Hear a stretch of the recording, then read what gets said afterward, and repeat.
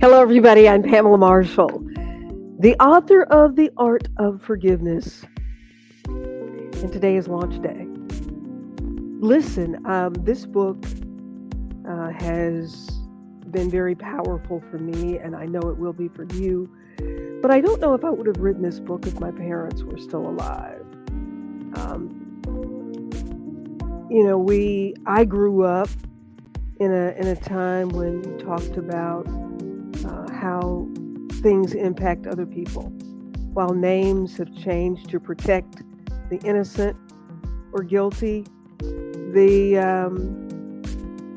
we were taught to not do things that disrespected our family and our family name. I actually had a conversation with my Aunt Bert Marshall. She is the last connection to my father's side of the family. She was married to Bishop Lois Marshall.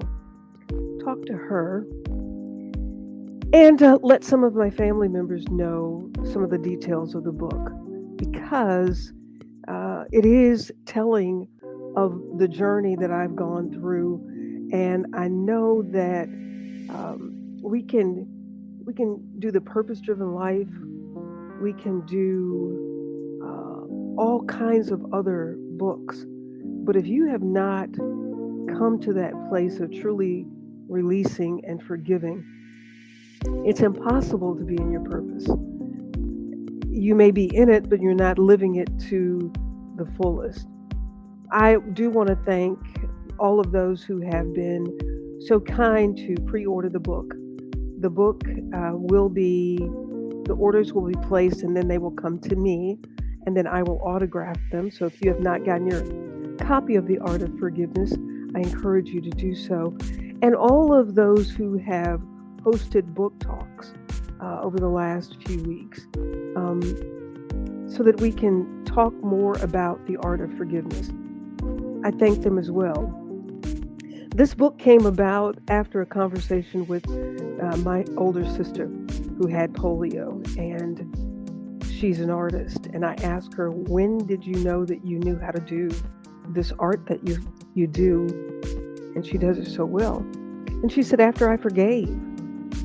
And I couldn't understand how forgiveness and art came together, but she started to tell me her story of how she held resentment against my mother and against God for her having polio.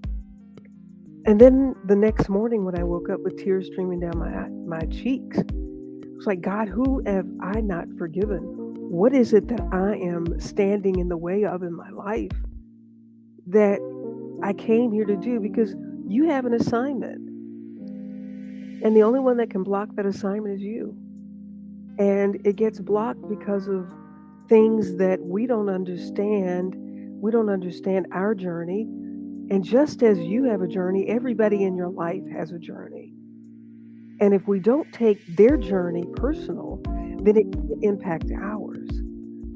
So, understanding that people operate in the DNA of who they are, in the assignments that they may be out of their assignment too.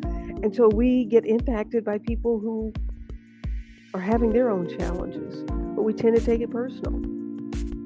The story of my husband who got his secretary pregnant while I was trying to conceive. The story of a man who allowed his 12-year-old daughter to walk home from school one day and she was killed by a stray bullet in Memphis.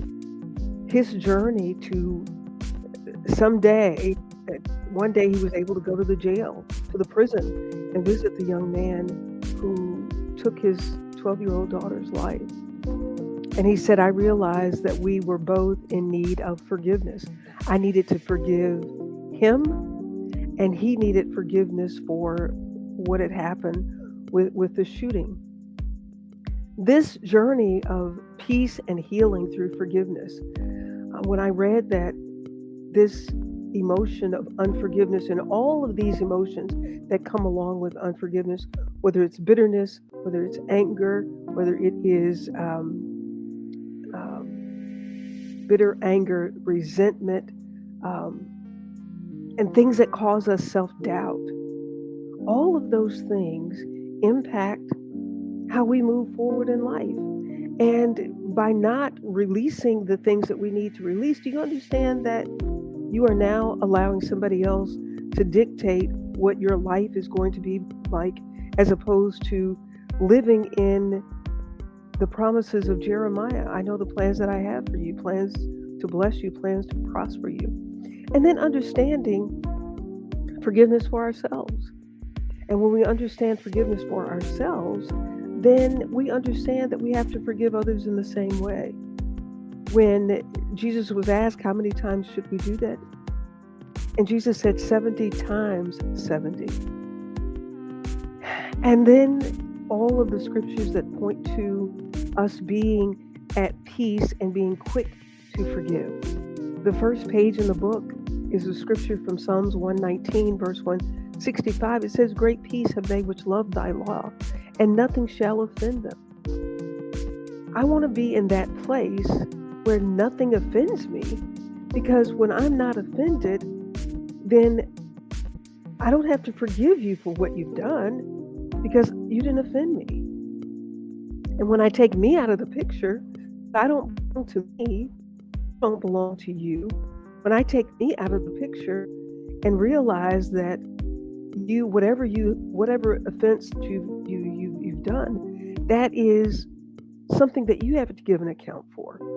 And it's not my role and it's not my assignment to issue out punishment for what you do. And I think we get caught up in that. We think because somebody does something to us, then I have to do something. No, what you're doing is filling your bag of things that you have to give an account for. I hope you will get a copy of The Art of Forgiveness. Not because I wrote it, but because it's important. 61% of people who have cancer have unforgiveness issues. People who have a lot of stress in their lives, people who have mental illness, because rumination is a medical diagnosis. Rumination is when we spend time going over the same thing over and over again, when we can't let go of the past. You can't buy a round trip ticket to the past. You can't go back and change anything. And you can't I talk about the flies that we used to have to deal with in the country when my mother would cook and prepare wonderful food for us. The food was good, even though we had to fan flies while we were eating. And the 23rd Psalm says, thou preparest the table before me in the presence of mine enemies. So we are still blessed regardless to what people are doing. It breaks my heart. Broken relationships between parents and children. Broken relationships between siblings. Broken relationships in marriages. I asked my Uncle Lois, what did he attribute the longevity of his marriage? He died about 2 years ago, and he said, you throw out the issue, you don't throw out the people. Sage wisdom.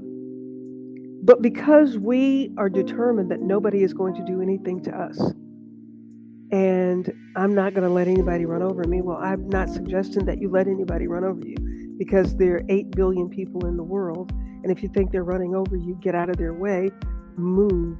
I'm not advocating anybody staying in uncomfortable situations, but you can move out of it and don't carry it with you. Many times people will move out of relationships and they still carry all of that negative energy with them. I decided one day that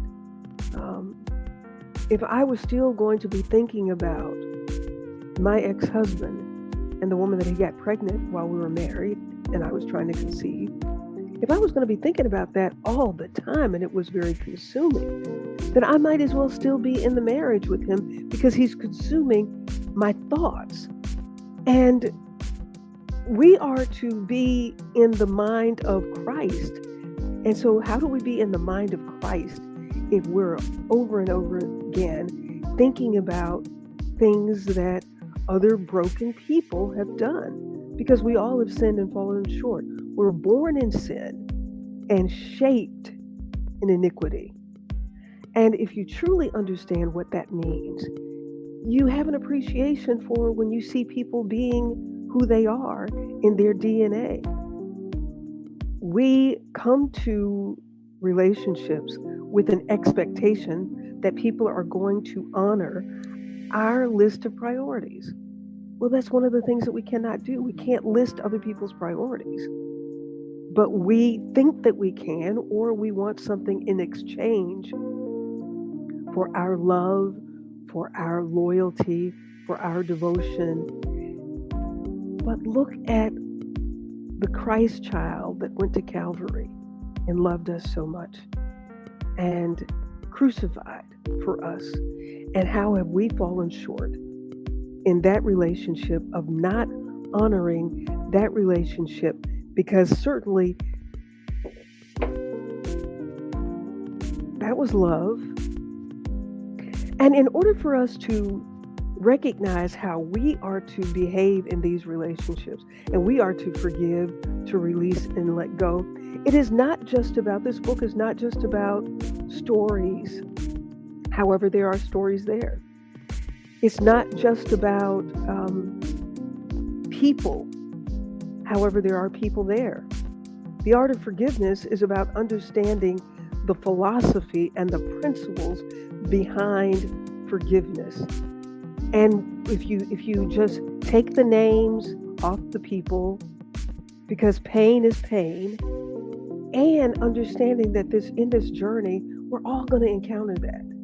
It's going to look different for different people because we have different assignments.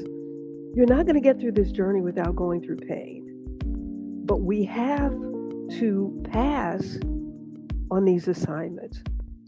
And the only way that we can pass in these assignments is by giving it back to the one who gave it to us. But understanding you don't belong to you, they don't belong to you. And this whole journey is, how do we get to the final exhale and hear well done? That you have trusted, that you have not, we can't, I was so excited when I went to my friend Thelma Rudd's house in Memphis, and she had an Egyptian drawing, and it was part of the teaching of Ma'at, M-A-A-T. It is the oldest spiritual practice known to humans, happened before the Ten Commandments. And in the teachings, it says that if you arrive at the end of the journey and there's a scale and your heart is heavier than a feather, if your heart is heavier than a feather, then you don't get to move on. Whatever that looks like for you. And I will tell you, whether in your final breath, whether your heart is heavier than a feather, the goal of the art of forgiveness is to make sure that your heart is not heavier than a feather in this very moment. Because this day is gone. Another one is coming. We had a great event this morning, our sunrise meditation, and another sunrise to give us an opportunity to live in the miracles of the breath. And as the sun rises, what are we going to do with the light? So in making sure that we don't go through this journey with a heavy heart, forgiving and forgiving quickly is what we are assigned to do. Forgive quickly, and not be offended. Why would we be offended by somebody that we know that is broken? Somebody, because we are broken as well. And we are, it's by the stripes and by the blood that we're cleansed. And when we ask for forgiveness, we're forgiven as far as the east is from the west. And we have to forgive in the same way. In the art of forgiveness, there is a yoga posture, a meditation, and poem and drawings at the end of each chapter. And I'm so thrilled to be able to share that with you. And I'm going to tell you, the studio that recorded, because I have a recording of me doing those yoga postures, and I was listening to it today. And I've heard people talk about what I sound like, but because I've heard myself all my life, I don't know what I sound like. But today I was listening to the yoga postures.